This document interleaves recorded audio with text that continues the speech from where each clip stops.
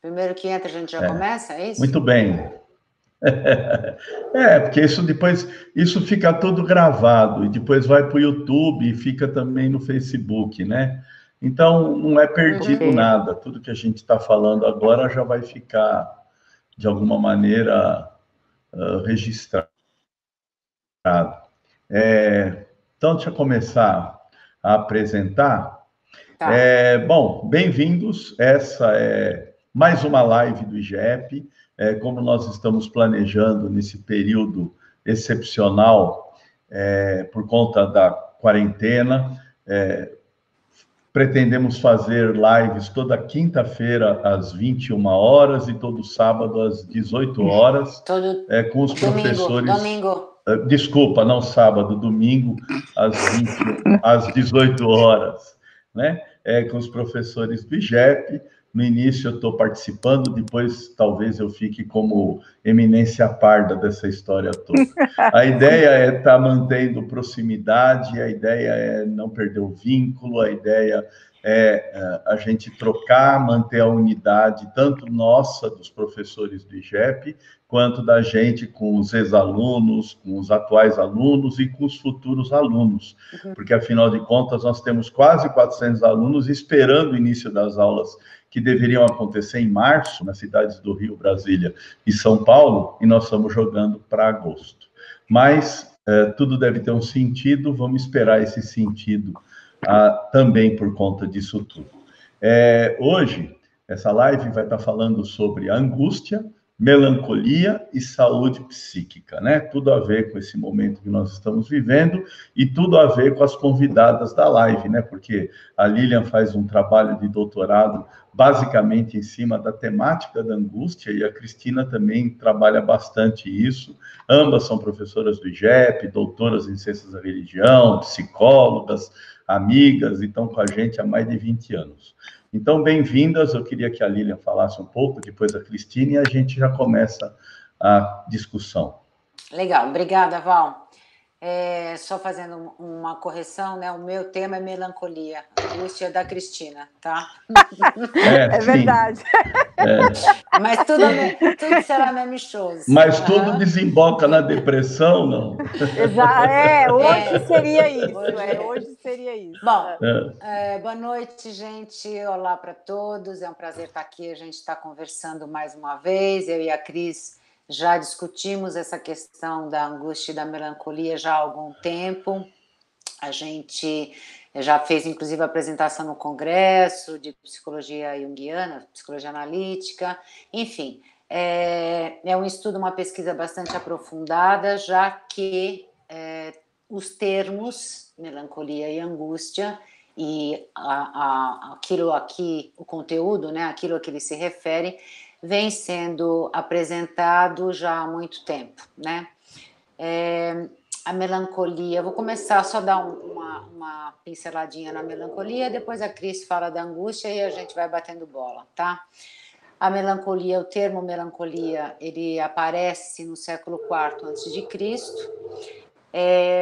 Políbio, né, num dos textos do Corpus Hippocraticum, traz, o texto chama-se Da Natureza do Homem, traz essa questão dos humores, né, que fazem parte do organismo psíquico, do organismo do ser humano, e o equilíbrio entre esses humores que é causa da saúde, etc. Então ele introduz, né, os 4 humores, e a melancolia, melas, colé, é um dos humores ao qual ele se refere e fica conhecida como bile negra, tá? Ao longo da história, vou fazer uma síntese muito grande, porque tem muita coisa. Ao longo da história, o que a gente observa é que houve uma tentativa de procura, de localização dessa bile negra, né? Na verdade, não existe uma substância bile negra no organismo humano. Mas essa teoria dos humores, ela segue até o século XIX, quando definitivamente, então, se abole essa questão. O que me chamou a atenção no estudo da melancolia foi exatamente no final do século XIX, início do século XX, quando começam as nosografias psiquiátricas, ou seja, quando começam a elencar os sintomas, né, das doenças e categorizar as doenças psiquiátricas. E numa grande discussão, em 1904, um grande psiquiatra suíço, radicado nos Estados Unidos, Adolf Meyer, diz que é melhor a gente tirar o termo melancolia da nosografia psiquiátrica porque ele se refere a algo que não conhecemos. O que seria esse algo que não conhecemos? Isso me chamou a atenção, tá? Por isso eu fui lá atrás, no início da história do termo melancolia. E mais um ponto que eu acho que é importante olhar é que no século XVII, 1621, um teólogo chamado Robert Burton faz um livro chamado Anatomia da Melancolia, tá? Ele foi muito criticado porque disseram, né, os comentadores depois vão dizendo que ele quis fazer uma anatomia dos textos e dos conceitos ou da sintomatologia da melancolia, ou seja, como se ele quisesse fazer uma demonstração de erudição, mas na verdade não é isso. Ele sim mostra toda a história até o século XVII do termo melancolia, que não fica restrito ao campo da medicina onde nasce, né? Melancolia nasce no campo da medicina, ele é cunhado pelo Políbio no Corpus Hipocrático, mas ele se expande, ele vai para a filosofia, ele vai para a poesia, ele está presente na astrologia, na filosofia, enfim, ele está presente em vários campos e discutido em vários campos. E o Burton, então, faz isso, faz essa recolha de material e ele chega à conclusão de que a melancolia é a enfermidade das enfermidades, ou seja, é uma doença do absoluto, né? É uma doença que marca a contradição que está no coração da condição humana, tá? Tudo isso junto faz a gente pensar, então, o que seria a melancolia de verdade, né? Assim, o que é, afinal? A conclusão nenhuma a gente chega, com certeza, como a Cris e eu já discutimos bastante, né? Mas eu acho que o que faz a gente refletir muito é que seria, sim, embora o termo tenha sido substituído por depressão, né? Depressão e melancolia não é a mesma coisa, né? A descrição de melancolia que perpassa toda a história vem lá de trás, né? Com o aforisma de Hipócrates que diz que se tristeza e desespero dura muito tempo, então é melancolia. É uma descrição tão pequenininha, tão ridiculamente, né, curta, mas que dá pano para manga para a gente pensar. Bom, juntando tudo isso, qual é a reflexão que a gente lança, né, sobre essa questão da melancolia, sobre essa questão da condição humana, né? Juntando isso com o fato da gente entender, a partir da proposta do Jung, né, do modelo de psique, a estrutura psíquica e a dinâmica psíquica, a gente pode entender, resumidamente, grosso modo, só vou lançar, depois você fala, Cris, a gente pode entender essa questão como sendo um estado típico da alma humana marcado pelo próprio desenvolvimento, o início de totalidade e uma separação dessa matriz que seria então o desenvolvimento, esse eixo ego-self, tá? Então, desenvolvimento da consciência a partir do inconsciente. Mas o que a gente experimenta? O que esse ego em desenvolvimento experimenta quando ele se afasta? É a mesma sensação, do ponto de vista de uma linguagem simbólica, desse afastamento de Deus, né? Acho que é por aí. Vai, Cris. Boa noite, pessoal. Boa noite, pessoal do IGEP. Boa noite, pessoal que está assistindo, Lília e Valdemar. De fato, como a Lília começou, esse meu trabalho com angústia vem há algum tempo e corre em paralelo com o trabalho de melancolia, do conceito de melancolia pela Lília, né? E até hoje a gente vem tentando diferenciar os termos e talvez em alguns momentos esses termos se cruzam e outros eles se afastam. Então, como falar de angústia e melancolia hoje? Talvez fosse mais fácil falar sobre depressão, né? Pois é um termo mais conhecido, é um termo mais conhecido, mais determinado e que de alguma forma ficou local para todo mundo. Isto é, você saber que estar deprimido é um termo que parece caber em todo mundo. Hoje eu conversava, alguém comentou comigo: ah, você vai falar sobre melancolia, angústia e saúde psíquica? Eu tico todos, a pessoa falou.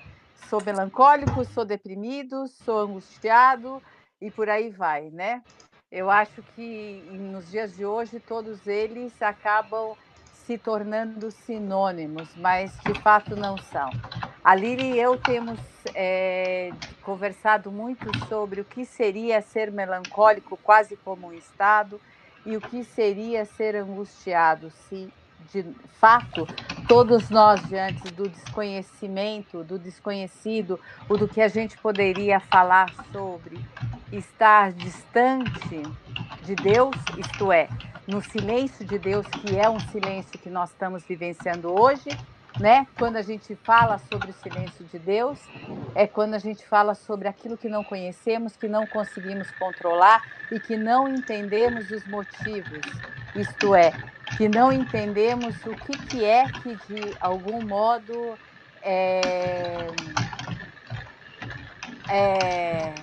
não dá para entender por que está acontecendo a nós.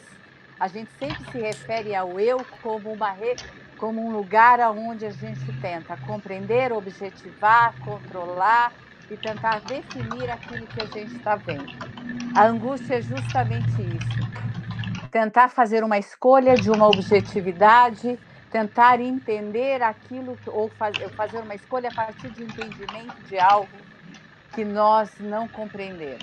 Então, desde o primeiro momento, né, a angústia é um sentimento antes de ser um conceito. Ele adquire a ideia de conceito a partir de Soren Kierkegaard, que tenta dar uma configuração de conceito para algo que era experimentado desde os princípios como um nó, um aperto, uma constrição, né, de algo que a gente obrigatoriamente teria que escolher. Então, essa escolha viria desde o princípio, isto é desde o primeiro momento quando eu tento objetivar, ou tento me equilibrar no desconhecimento, ou naquilo que, de alguma forma, eu não tenho chão, eu não tenho definição, eu não tenho pé, eu quero tomar uma decisão, eu faço uma escolha no desconhecimento, né? Quer dizer, eu faço uma escolha para tentar me equilibrar neste não saber.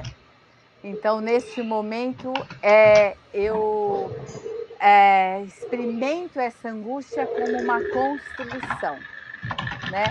Quase podendo ser experimentada por alguns como um desespero, ou um confronto diante do vazio, um confronto diante do não saber, né? A gente vai tentando, a gente vai vivendo isso, né?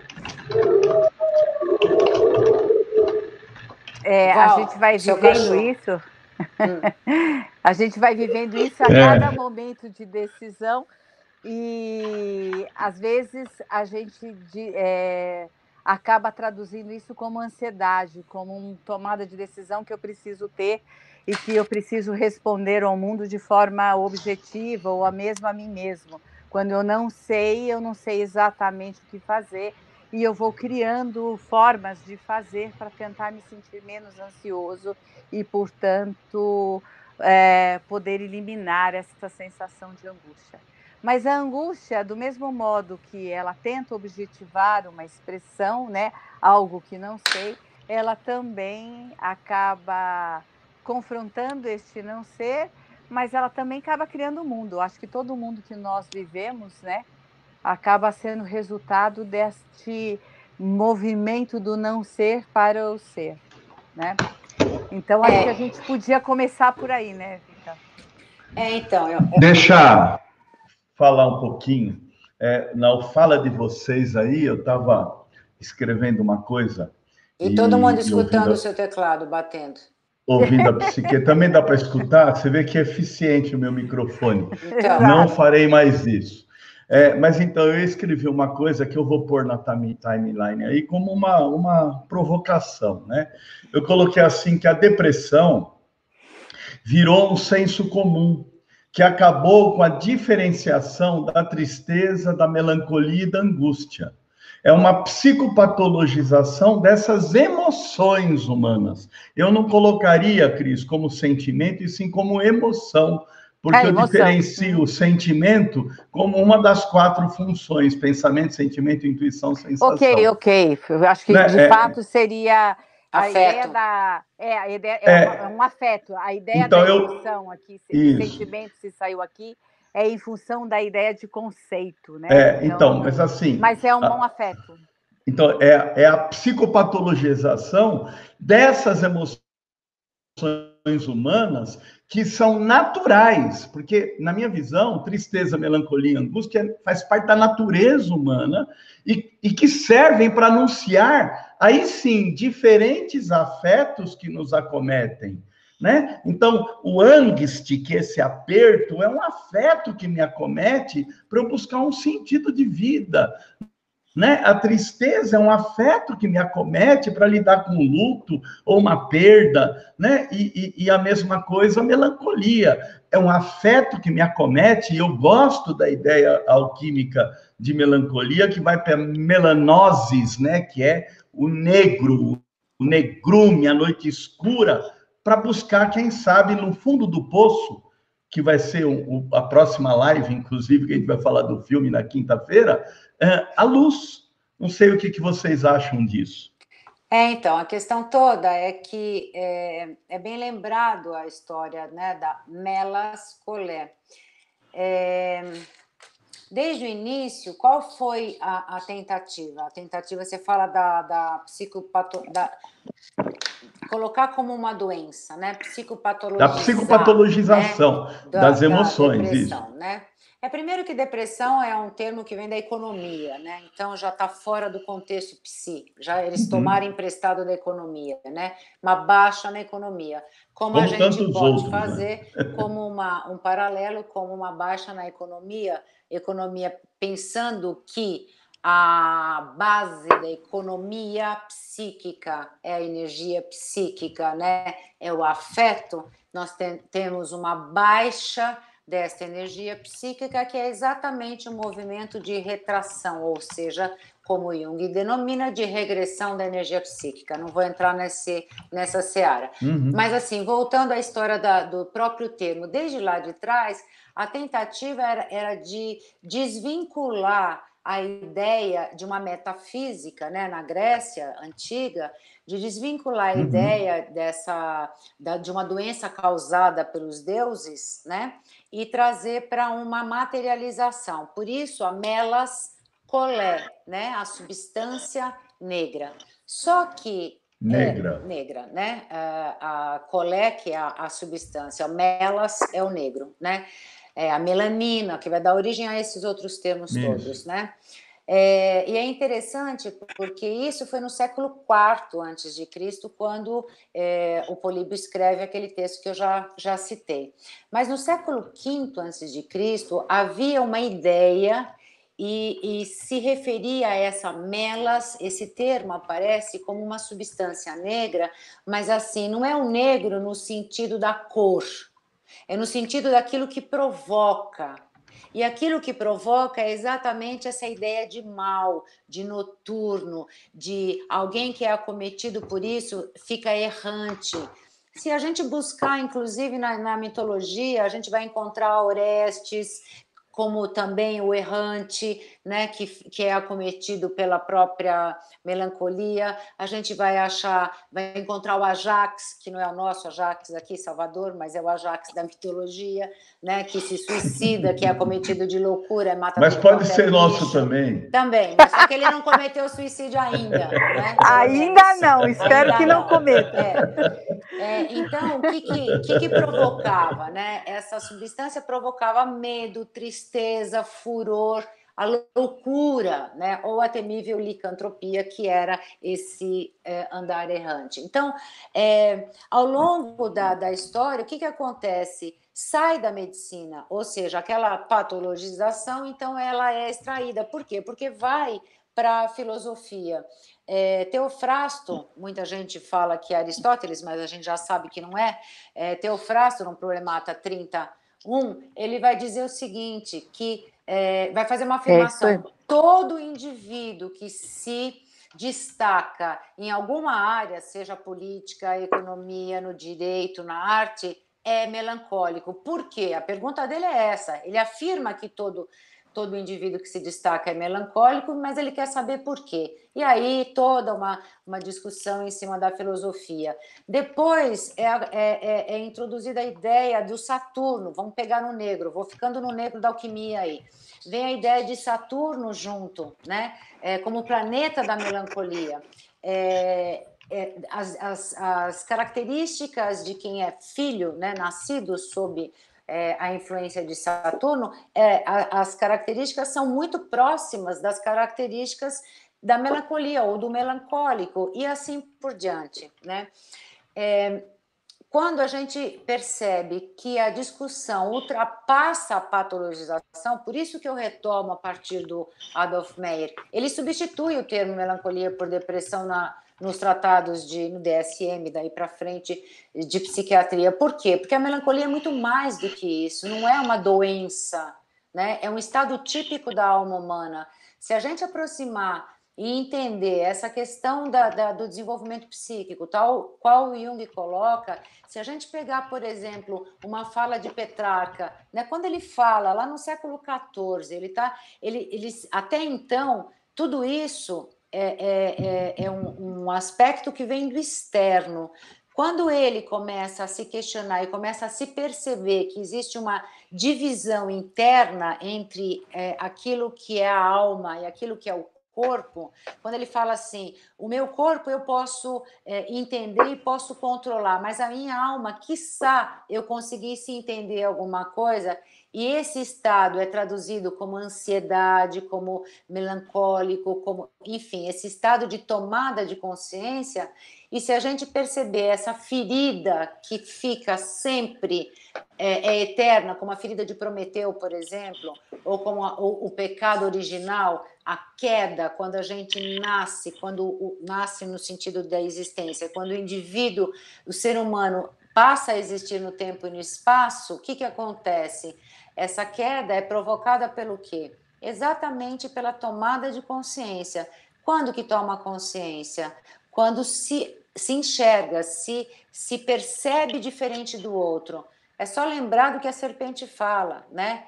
Se comerdes do fruto, sereis como Deus, né? Ou seja, uma tentativa de ser autossuficiente, mas ao mesmo tempo essa perda, né? Quando você se desliga dessa unidade original. Não sei se falei um monte de coisa aqui, Cris, completa aí. Não, eu ia pegar, já que você já foi até Você tá muda, Cris? serpente. Não, eu fiquei ouvindo. Cristina, você tá muda. Aí já fica difícil. Eu não tô ouvindo a Cris. É Páscoa. Nem você, Valdemar. Você não tá me ouvindo? Valdemar tá me ouvindo? Eu não estou ouvindo. Ah, então tá bom. O Valdemar está. Eu estou ouvindo. Nós te ouvimos. Ah, então tá bom. Nós ouvimos a Lília, acho que é a Lília que não está escutando. Você desligou. Mas de qualquer modo posso continuar, né? Eu vou pegar da Lília. Eu não ouço nada. Eu não estou ouvindo ninguém. Eu não estou ouvindo ninguém.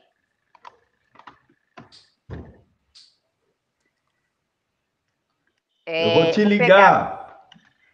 Vou pegar da Lília, então. Eu vou pegar a ideia da criação, né, como uma escolha.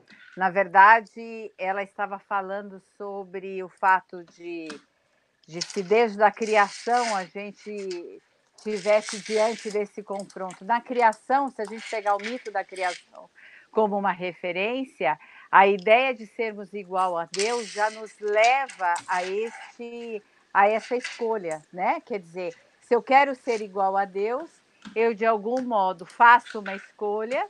O interdito, quer dizer, não coma disso, né? Não use desta árvore. Não estou ouvindo. Pegando a mitologia, né? Não use desta árvore para a outra, a ideia de que você tem que escolher ou de comer o fruto da árvore ou de não comer. A ideia de ser igual a Deus seria enfrentar a totalidade, o sim e o não de uma só vez. E a gente se afasta, quer dizer, a gente erra o alvo. Nesse sentido, a gente peca, né?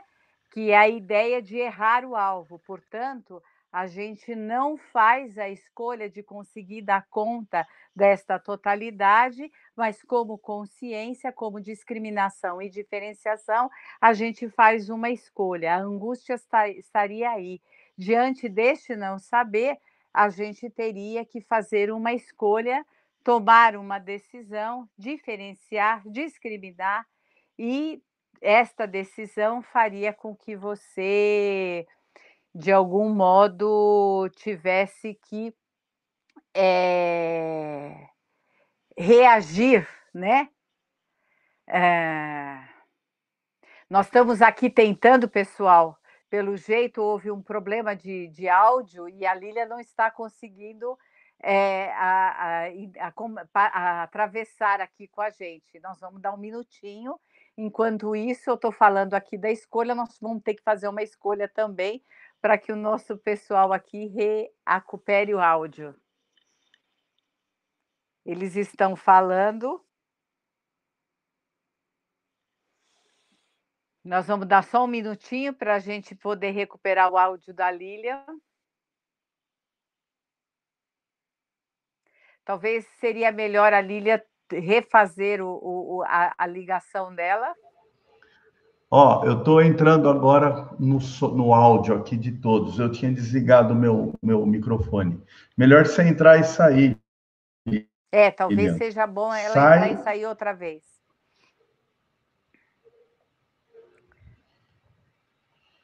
Bom, continua, Cris, desculpa.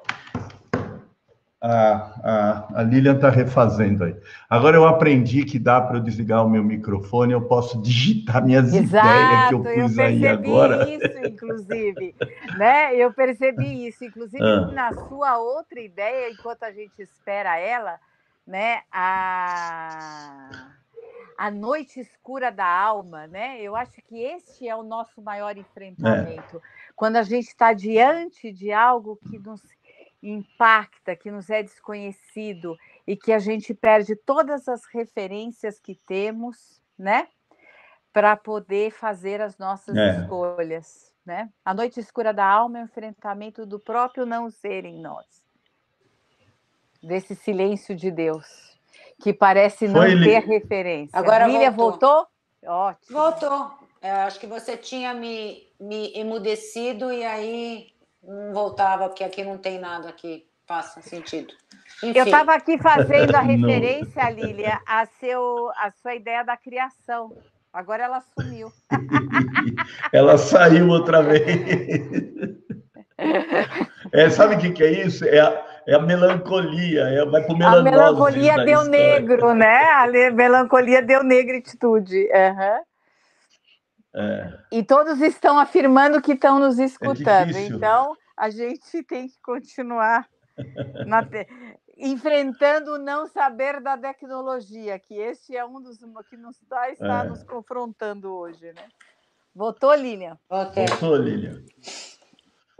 Muito bem. Então, Lilian, eu estava falando sobre esta escolha que a partir da criação a gente precisa fazer, né? Que de algum modo a escolha pela totalidade, né? No momento da queda, ela se diferencia, né? há uma discriminação. Quando eu tenho interdito, eu sou obrigada, eu me levo a escolher. E nessa escolha eu acabo não aguentando a totalidade, mas sim fazendo essa discriminação e essa diferenciação que acaba se tornando a própria origem da consciência. Eu estou trabalhando a partir do mito da criação que você mesmo citou, né? É interessante porque tem um autor medieval do século XV, Jacques Legrand, ele fala, na primeira metade do século XV, ele fala que é interessante o quanto estão associadas as ideias de morte, melancolia e consciência de si. Exato. Né? Que ele diz assim, que quanto mais o conhecimento vem, né, mais a inquietação cresce e mais o homem se torna melancólico. Por quê? Porque ele adquire um conhecimento mais verdadeiro da sua condição, né? Que é isso, a condição do ser humano, né? Da própria situação insuficiente, né? Achando, né, que vai dar conta das coisas e não dá conta de nada, né? Não sabe da missa metade, mas tem essa pretensão, né, de alcançar, que é o que acho que você estava falando, Cris. Eu só peguei aí mais ou menos só para juntar essa ideia, né? E o quanto isso hoje, né, quando a gente pensa que esse problema que a gente está enfrentando hoje, né, quando a gente está, as pessoas se colocando dessa forma, confinado, né, estou dentro da caverna, né, como se fosse alguma coisa muito ruim, enfrentando a própria Nigredo, né, porque assim, nesse momento que você não tem ocupação, né? Ou seja, entre aspas, né? Porque a gente está trabalhando bastante. Eu, pelo menos, estou trabalhando bastante. Mas, assim, quando você não ocupa você não tem um objeto, né? Que você vai mexer, que você vai lidar, enfim, que você vai ter a atenção, você é obrigado a olhar para si mesmo, né? E quanto isso é doloroso, né? Talvez exemplifique bem esse estado melancólico, né? Mas eu acho que essa melancolia, pensando, inclusive, voltando um pouquinho nessa discussão da história, ela está sempre se referindo a uma falta, como você mesmo disse, né, Cris? Ela se refere a uma falta, né? Falta do quê, né? Quando você fala do silêncio de Deus, né? Uma das figuras que ilustram bem essa ideia, né, o ser melancólico do Antigo Testamento, é a figura de Jó, né? Quando ele está fazendo lamento e tal. Por quê? Por conta do silêncio de Deus, né? E ele pede, né, ajuda, o juiz, né, que seria Deus, contra o próprio Deus, né, que é quem está provocando tudo. Mas, e o que é isso? É a tomada de consciência cada vez mais da sua própria condição insuficiente, da sua pequenez, né, quando a gente está diante disso. E a falta do quê? Falta dessa ligação, ou falta de uma resposta. O que a gente vive hoje? A falta de uma resposta, né? A gente está... engraçado porque a gente está exatamente se protegendo nesse confinamento, entre aspas, né? Mas a gente está tentando se proteger de algo que está nos acometendo, isso mundialmente, de alguma coisa completamente invisível, né? Completamente invisível. Mas essa substância, melas, né? Que pode provocar tanto sentimento de dor, de errância, de desespero, de angústia, né? Esse apertamento, né? Esse angst, como lembrou Valdemar, mas esse estreitamento, né, da situação, certo? Eu penso, eu acho que tem algumas coisas, eu estava, enquanto você falava, acompanhando aqui as falas dos colegas e dos alunos e todo mundo. A primeira coisa é que negritude aqui se refere a um espaço de escuridão, de trevas. Não tem nada a ver com a palavra negro, branco, ou não referências. É cor. Não é cor no não. sentido de coletividade, mas sim de ausência de não saber, de escuro que não tem ausência de luz, né? De silêncio que tem ausência de fala. E eu peguei esse termo aqui na leitura porque eu acho extremamente importante que a gente entenda que nós estamos diante, não só na fala minha e da Lilian, e aqui companhia do Valdemar, nós estamos diante de um não saber, né? E que essa é a nossa condição primeira. Desde o momento que a gente nasce, a gente está diante deste não saber, deste escuro em nós. A gente lida com isso, com essa indiferenciação, com este não ser, com este não saber, o tempo todo. E o momento da criação e a próprio ser, ele vai se experimentando a partir das referências que ele tem, a partir das coisas que vão lhe ser dadas, daquilo que ele capta e consegue compreender. E esse desenvolvimento vai fazendo ele ser cada vez mais. E é claro, diante de uma infinita possibilidade, nós fazemos escolhas e isso que nos constrange, né, que nos objetiva e que de alguma forma dá até uma certa tranquilidade. Por isso os termos, a linguagem, ela tem esse conforto e até essa possibilidade de discussão. Mas em termos de afeto, em termos de emoção, não há possibilidade de discussão. Você experimenta e pronto. Então, diante dessas coisas que a Lília estava falando, o que acaba ocorrendo para nós hoje é justamente o não saber. Por mais que a gente crie referências, por mais que a gente tente objetivar todas as experiências que nós estamos tendo, desde as mais engraçadas até as mais simples mesmo, vai passar, né? Essa ideia que eu escuto até na mídia, na propaganda, com certeza vai passar. Essa ideia do vai passar o que nós estamos vivendo é algo fundamental de ser recuperado hoje, porque o estado de transição é sempre um estado tenso, é sempre um estado angustiante. Nós não sabemos o que será para nós de fato amanhã. Então, recriar experiências e poder consultá-las e poder dar uma certa esperança para um futuro é sempre tranquilizador. Se você imaginar que nós estamos numa situação onde o estado do amanhã é muito desesperador, a experiência diante deste vazio ela é completamente desesperadora, né? Ela é estranha, ela é totalmente nos deixa totalmente vulnerável. Então, portanto, são as nossas experiências, é a conexão com o que é mais profundo em nós, que é o que nos sustenta nessa existência, e, de fato, a nossa condição de esperar, de poder, a partir dessas referências, esperar com uma certa positividade amanhã, que nos conduz a esse dia de amanhã com mais conforto, com mais possibilidades, né? Então, é fato que a gente precisa ter essas referências como algo que nos dá esperança, mas é uma esperança ativa, isto é, que nos dá condição de esperar sempre na ação. Então, hoje, a gente já estrutura a possibilidade de ser amanhã. Mas o fato é que a gente faz isso diante da nossa insuficiência, diante o tempo todo deste não ser que promove este ser. Então, eu acho que quando a gente patologiza, que eu acho que é uma das coisas que nós, junguianos, o tempo inteiro brigamos, é colocar só a negatividade ou só a patologização nesses termos, né? Melancolia, depressão, angústia, porque isso são convites para a gente transformar o tempo todo a nossa vida, né?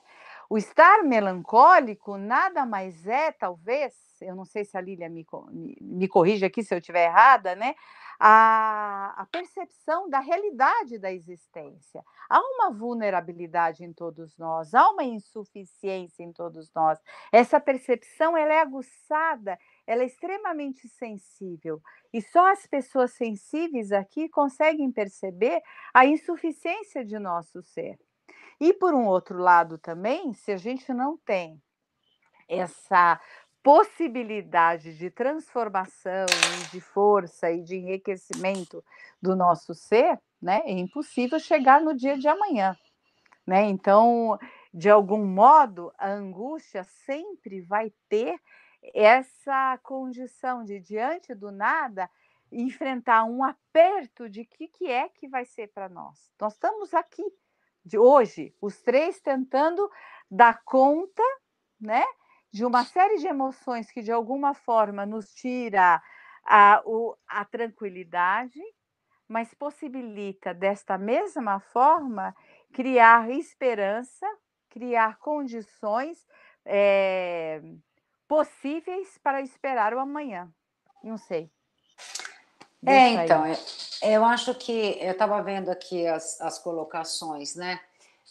Quando você falou, eu estava tentando responder a questão do termo usado, né? Da questão da melascolé, que é a substância negra, né? A bile negra. Sim. E essa referência, né? Eu acho que é importante a gente observar e não ficar. Eu acho que é o que você exatamente estava falando, Cris. A gente não. Sim, os conceitos são importantes, essa é a linguagem que vem desde o século IV a.C., então não dá para a gente mudar, por exemplo, melanoses, que é a primeira fase do processo alquímico, a gente não pode, que é o negrume, né? A nigredo, não dá para mudar de nome, é nigredo, certo? Porque é traduzido dessa forma. Só que o sentido não é o sentido de cor, é o sentido de escuro. Sentido de escuro é o sentido de noite, de escuridão, de não ter, de breu, de não enxergar um palmo diante do nariz, ou seja, de você estar completamente à mercê do desconhecido. Essa que é a grande questão. Que não tem luz, né? Não tem consegue luz, você ver. não consegue enxergar, você não vê nada, você está completamente imerso numa situação que não te permite, que você não tem perspectiva, você não tem perspectiva. Exato. Mais ou menos o que a gente está vivendo, você está lutando, quando eu falava do invisível, você está lutando com alguma coisa que é uma escuridão, a gente não tem perspectiva, né?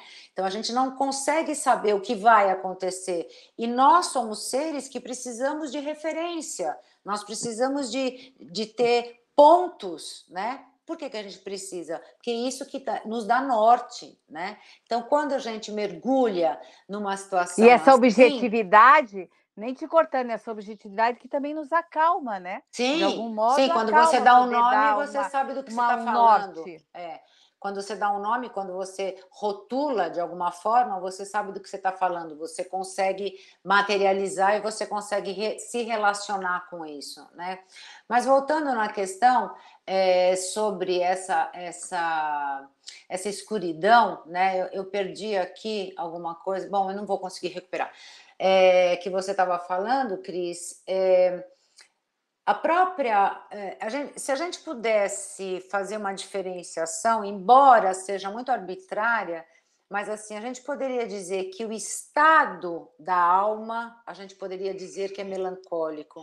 A angústia seria o afeto experimentado como parte dessa situação, né?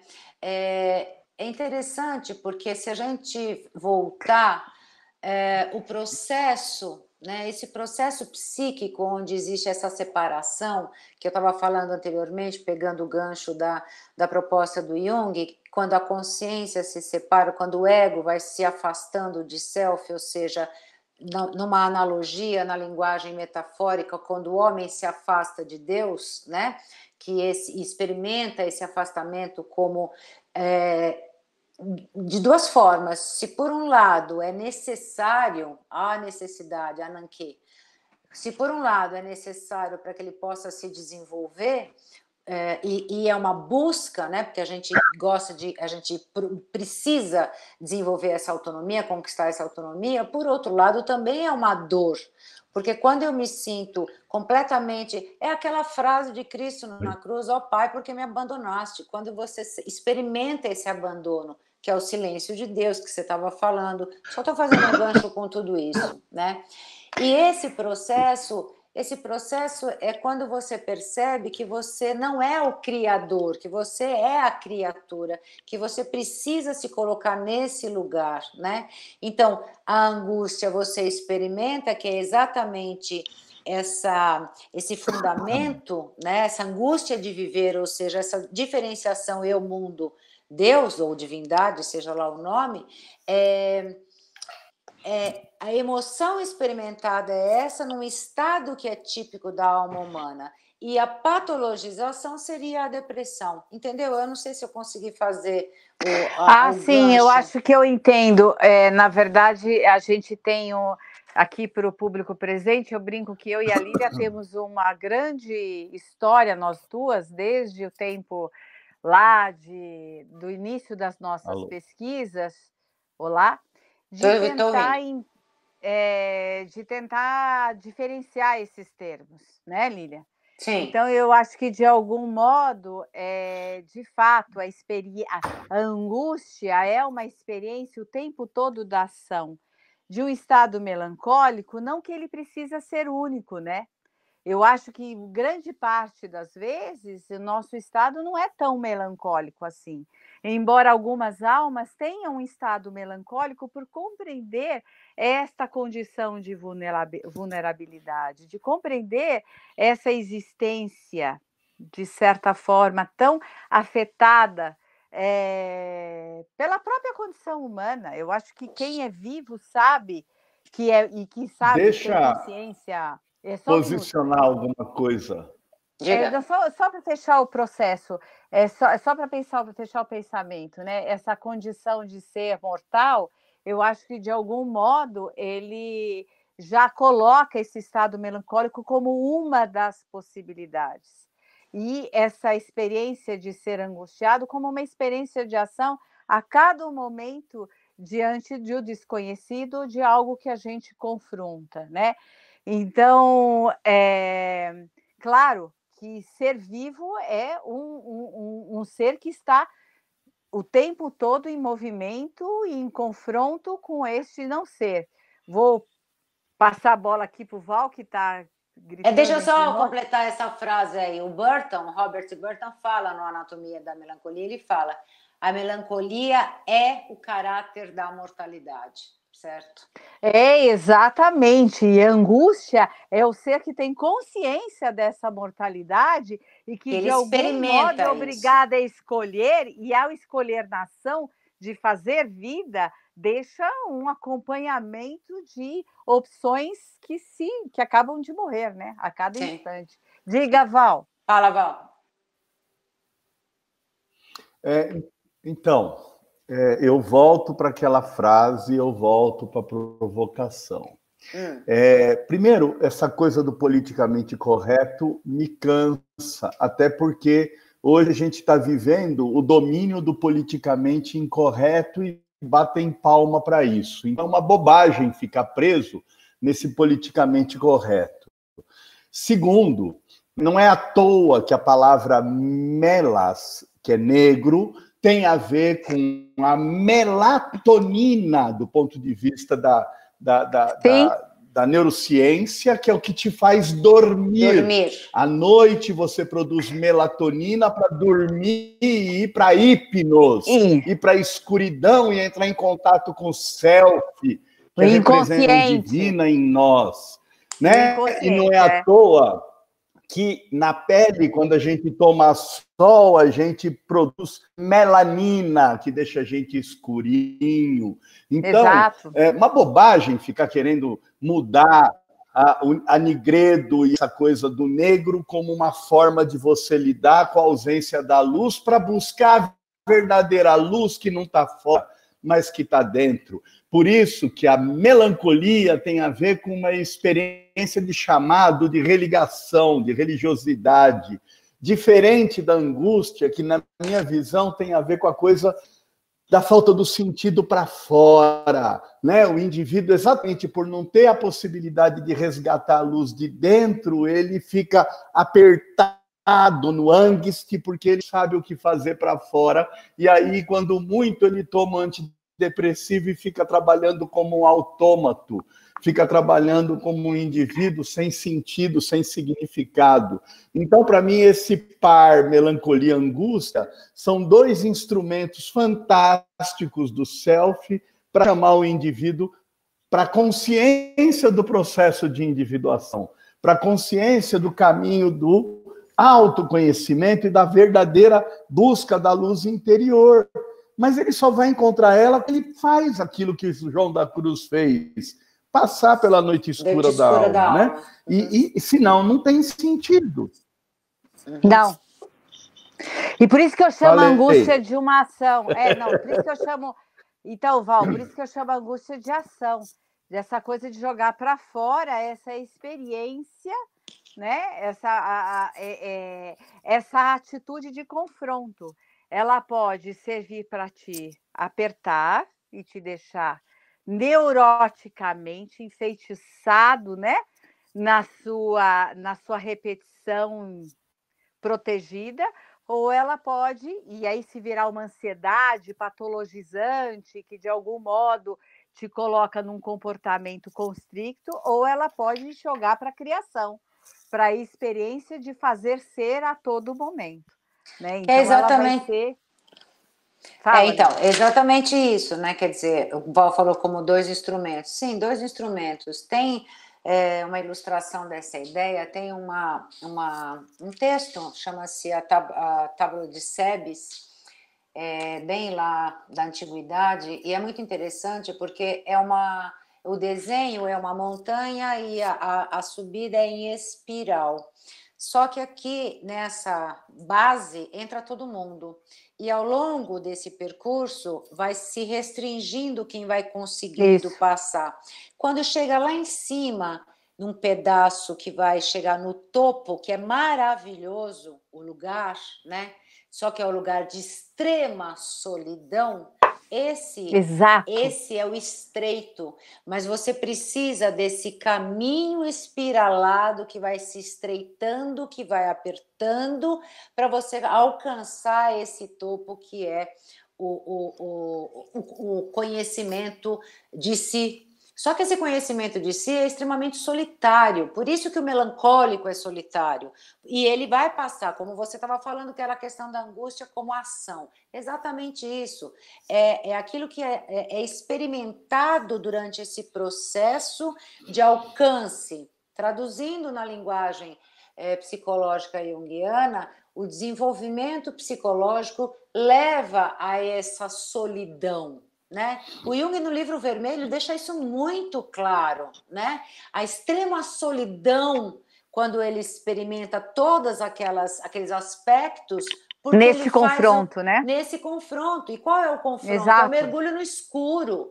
É o mergulho na noite escura da alma, de São João da Cruz. É ter o espinho na carne, como fala Paulo, né? Ou seja, é aquela situação em que você...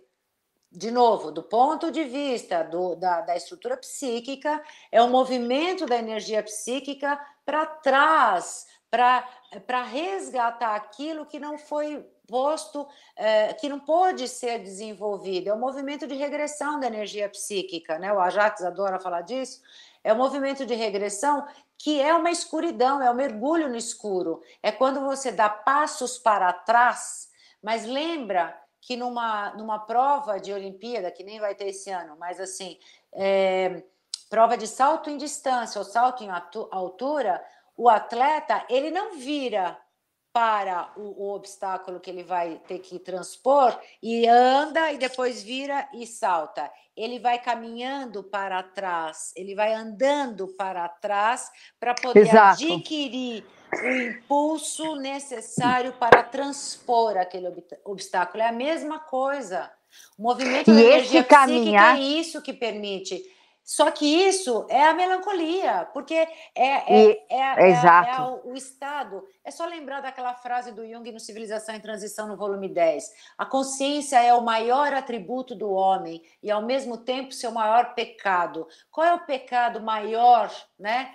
A assédia ou assedia, né, foi colocada como um dos pecados capitais, depois foi tirada, foi transformada em preguiça, não tem nada a ver, enfim, tem essa discussão toda, mas ela é comparável à melancolia do ponto de vista da teologia, do ponto de vista de uma esfera religiosa. É o quê? É exatamente isso, é não conseguir entrar em contato, é desejar muito substituir essa falta ontológica e não conseguir alcançar ao mesmo tempo que se deseja. Fala, Cris. Não, eu estava dizendo que este voltar para trás, estava pensando na sua imagem, que foi muito boa, este voltar para trás é um recolhimento tão difícil que eu acho que a gente poder entender que isso não é doença. Isso é uma necessidade da alma. Talvez pudesse, né, hoje, neste recolhimento dentro das nossas casas, pudesse dar o alento necessário para o que a gente precisa de fato fazer dentro do nosso sistema psíquico. Quando um atleta, usando o exemplo da Lília, que é perfeito, quando ele volta para trás, quando ele recolhe dentro de si mesmo toda a força, todo o conhecimento, todo o treino que ele fez, mas principalmente a conexão consigo mesmo para fazer a partida, para enfrentar o obstáculo, ele não está doente.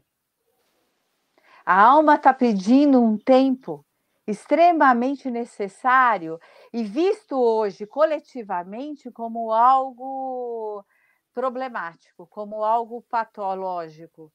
E todo mundo precisa, né? Que é esse recolhimento para dentro de si, aonde a tua bagagem é atualizada, não só no seu cérebro, né? Mas no seu sistema psíquico. Eu acho que acho que todo analista tem essa experiência, né?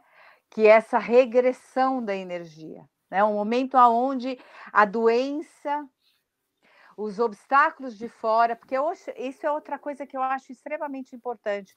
Nem sempre o que a vida lhe serve é algo que você esperava ou algo que você produziu. É um fato. O fato, desde os gregos, é algo que se apresenta a você. Está posto. E a angústia vai te colocar, posto. E a angústia vai te colocar diante desse fato como algo que, diante da sua bagagem, da sua conexão mais profunda, vai precisar realizar, vai precisar tomar uma decisão, vai precisar estar conectado com a alma, com a que é maior do que você. E eu acho que essa é a grande questão hoje. Qual é a decisão que vamos tomar?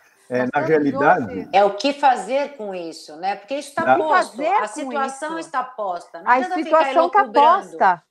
Não, e todas as nossas elucubrações...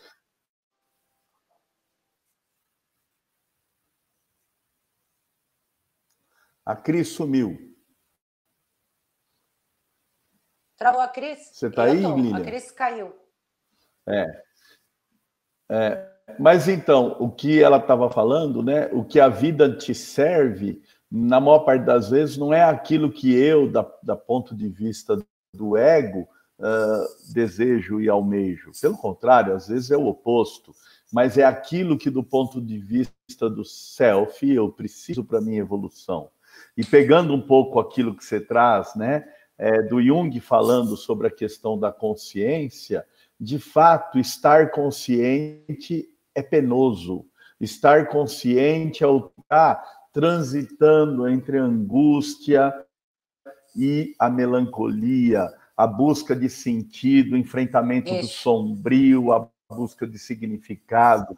E por isso que as pessoas fogem da consciência através de padrões fundamentalistas, através de situações de repetição sem crítica nenhuma, seguindo absolutamente de maneira cega determinados tipos de código de conduta, e uma das coisas mais absurdas que pode existir, mas é um meio de fugir desses afetos que são muito incomodativos, né? E a outra forma de fugir da angústia e da melancolia, que é o que poderia dar esse contato de sentido, significado, enfrentamento da sombra e o reconhecimento dessa luz interna, é se hipermedicalizar, ficar tomando um monte de remédio e ficar lá com aquela cara de paisagem, não é isso? Sim, porque daí anestesia. É e aí uma você encrenca isso, né? a medicalização faz o quê? Faz com que você fique anestesiado.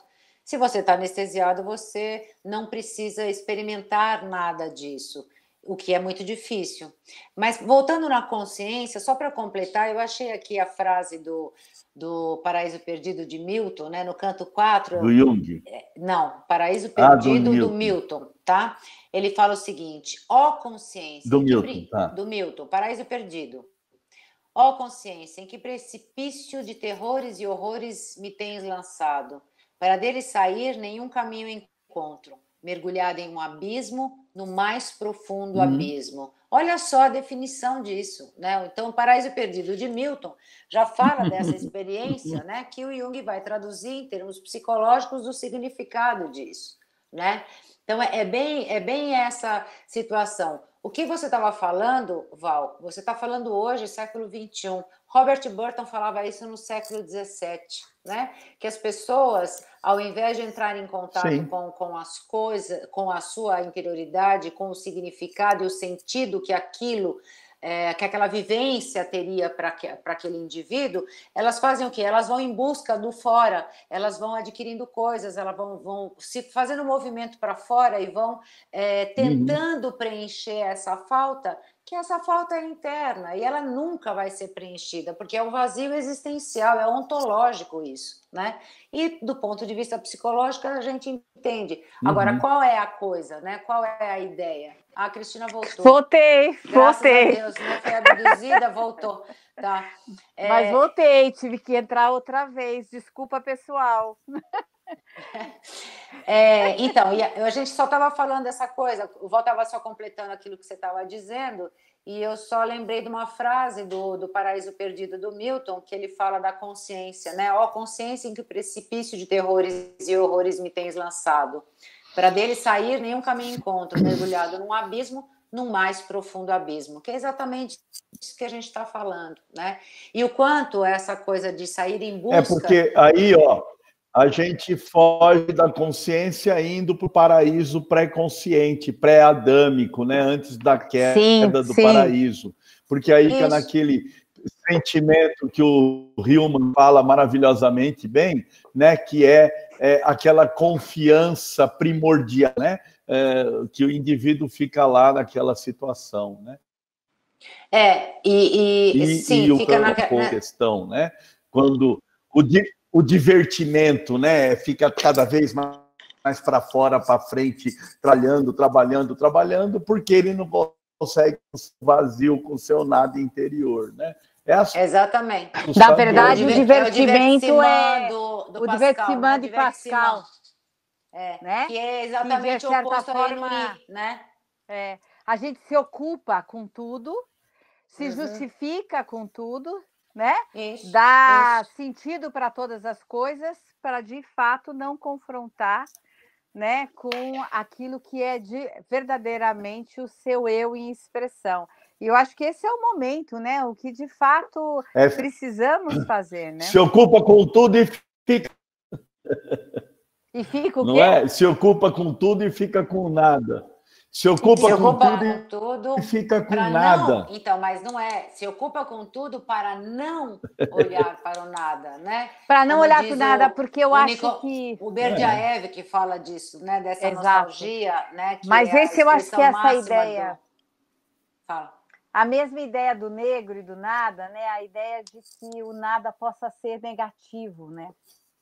Ou que o negro possa ser algo negativo. E não necessariamente. Verdade, ou que o vazio precise ser algo negativo. Não, quando, na verdade, isso é fonte de ser.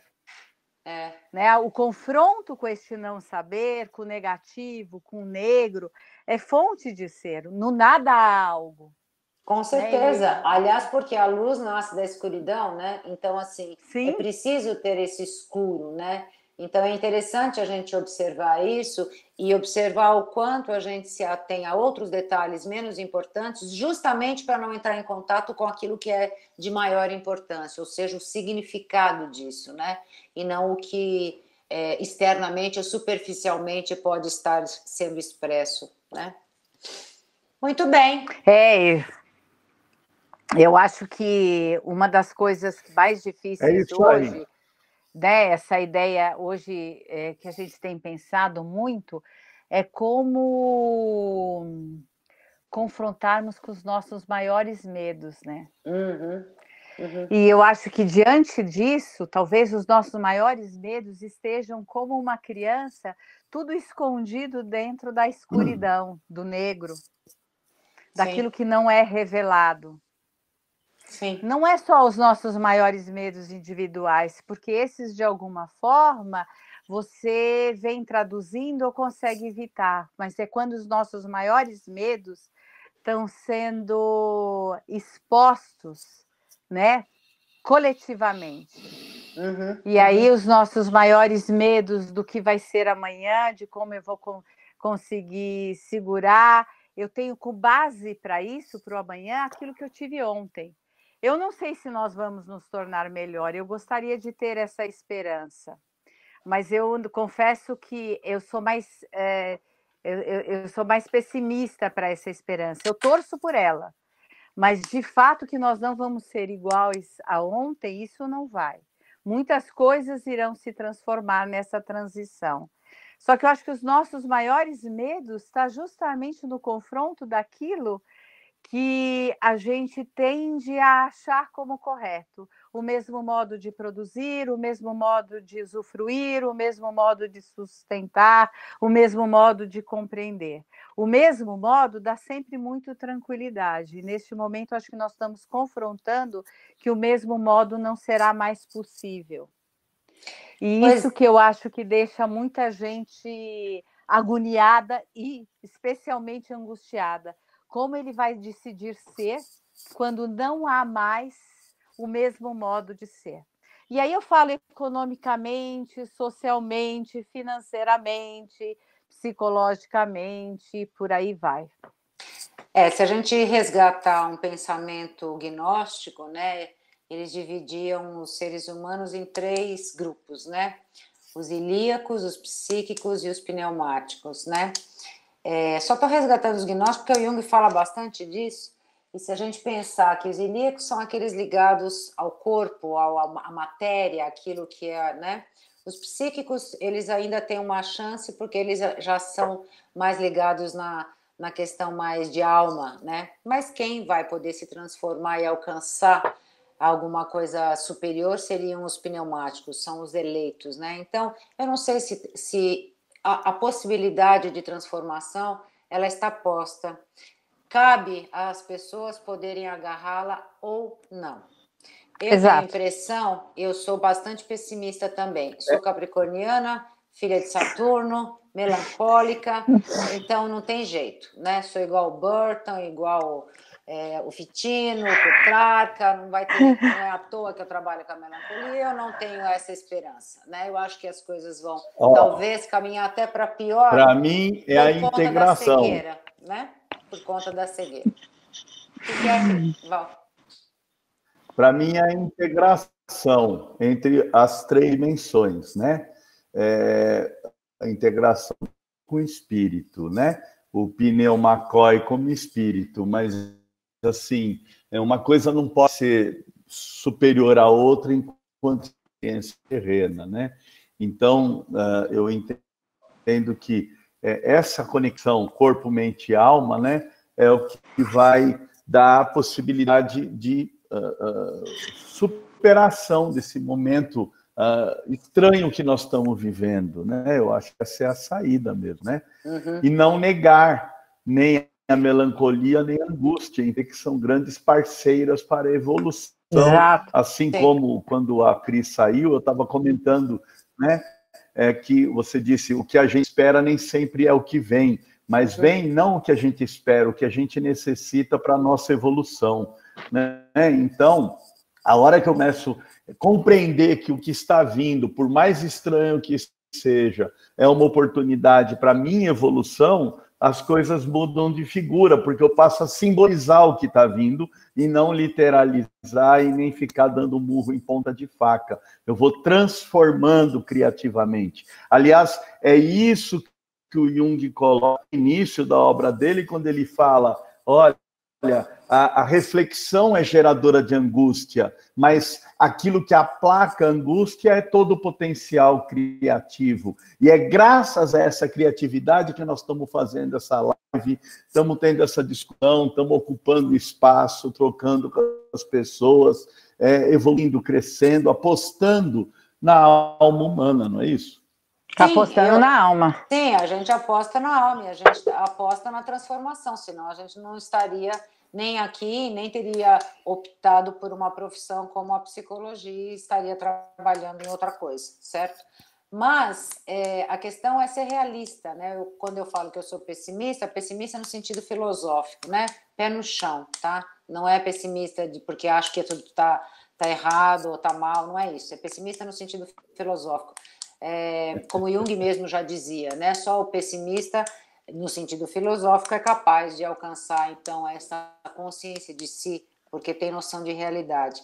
E eu acho que sim, que a gente está aqui nessa tentativa, na tentativa, sim, de promover ou cooperar ou colaborar minimamente com essa transformação.